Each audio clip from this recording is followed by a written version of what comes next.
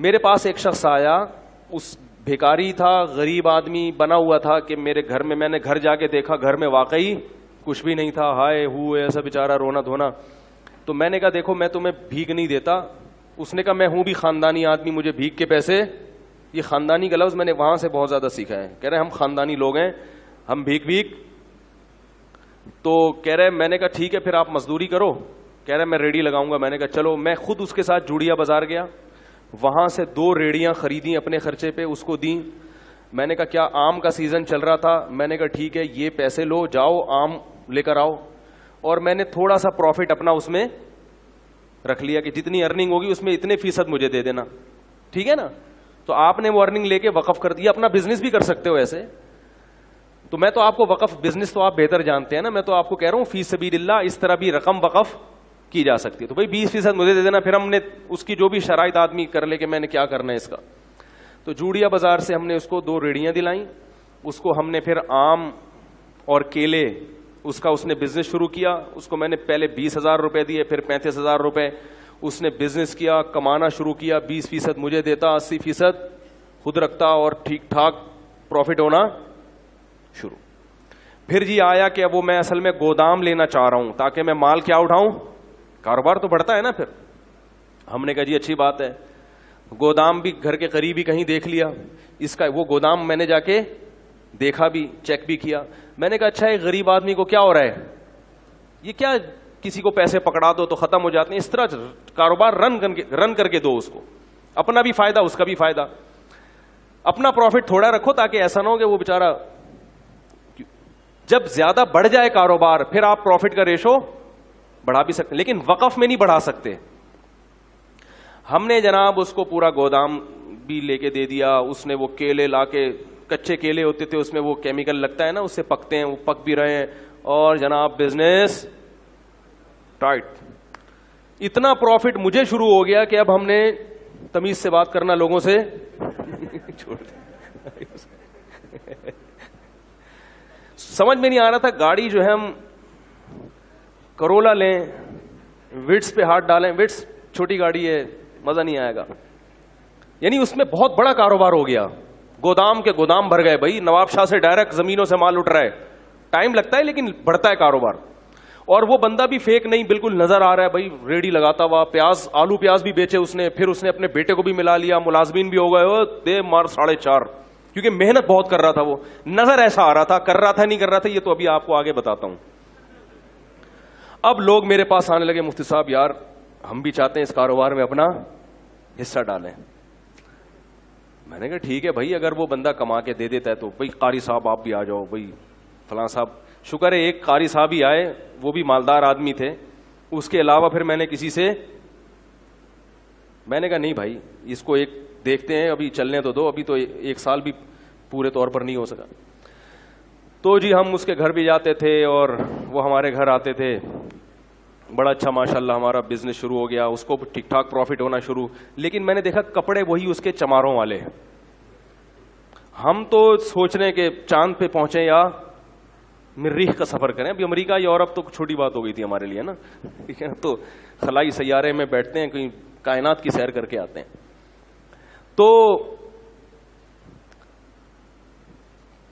بالآخر ایکسپورٹ کی بات شروع ہو گئی. بھئی اب کب تک غریبوں کی طرح ملک میں جو ہے وہ ٹرک خرید کے بیچتے رہیں ہیں بھائی, کنٹینروں پہ بات آنی چاہیے. اب کیا خیال ہے؟ تو جتنے کما رہا تھا نا اس سے ڈبل انویسٹ ہو رہے تھے. بات آ رہی ہے سمجھ میں؟ جیسے آج اتنا پروفٹ دے دیا, 1 مہینے میں اتنا دے دیا, تو اب بھائی کاروبار تو ہر آدمی کہتا ہے بڑھاؤ, تو اور اس کو دے دیے ہم نے پیسے, اور کاروبار نظر آ رہا ہے. آلو پیاز ٹماٹر بھی بکتے ہوئے نظر آ رہے ہیں. گودام سے منڈی بھی جا کے میں نے دیکھا, وہاں بھی باقاعدہ اس کی ایک شاپ ہے جہاں سے وہ سارا بزنس ہو رہا ہے.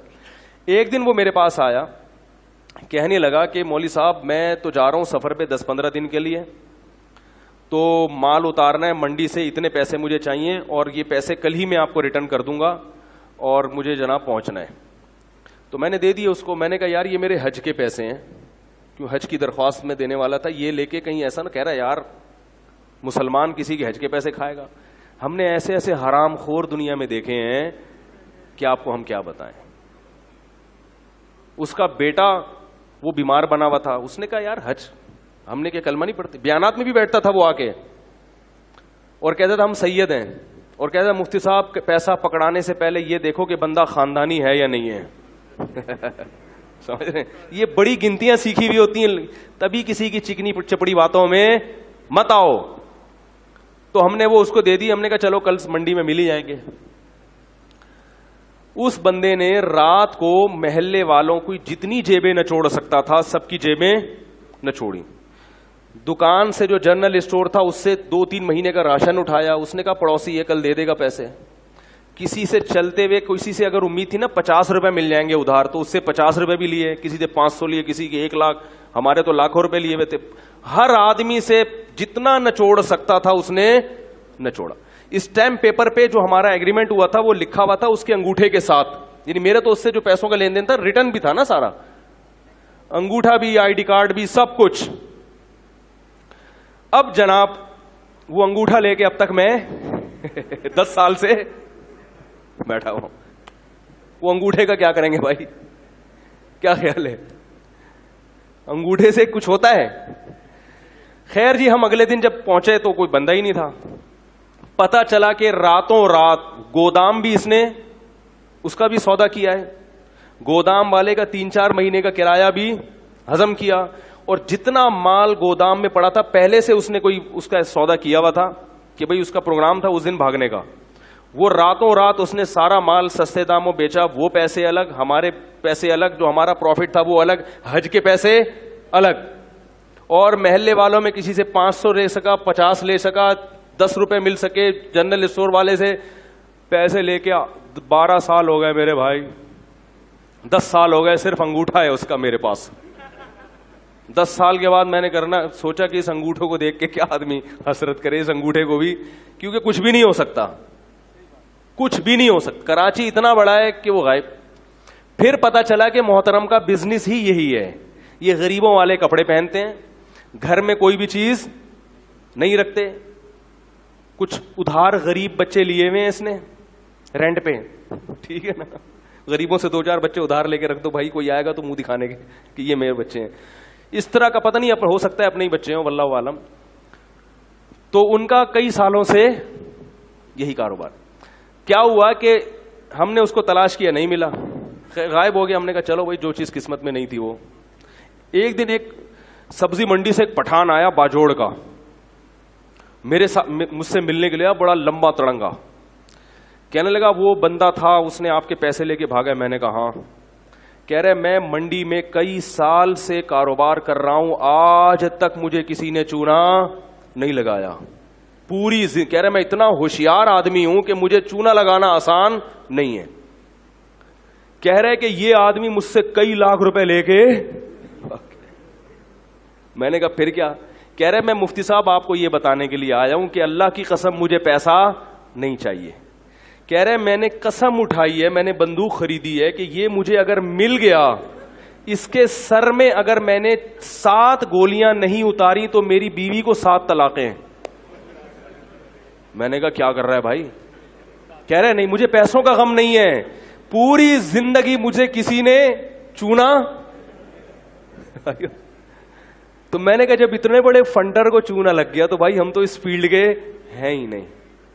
تو اس نے بندوق, اس نے کہا کہ مجھے بس یہ بتاؤ ہے کہاں, مجھے پیسے نہیں چاہیے. کہہ رہے میں نے اس کے سر میں کتنی گولیاں اتارنی ہیں, نہیں اتاری تو میری بیوی کو طلاق ہے. تو اس لیے یہ جو ریڑی ویڑی کا میں کہہ رہا ہوں نا, وقف کریں, کسی غریب کو ریڑی لے کے دے دیں تو وہ غریب ہو. بہت, میں یہ نہیں کہہ رہا کہ سارے فراڈی ہی ہوتے ہیں, لیکن واقعی دیکھیں اس فیلڈ میں فراڈیوں کا ریشو بولو بھائی زیادہ ہے. ویڈیو کے نیچے سبسکرائب کے بٹن پہ کلک کریں, بیل کے آئیکن پہ کلک کیجئے تاکہ ہر نئی ویڈیو کی نوٹیفیکیشن آپ کو مل جائے.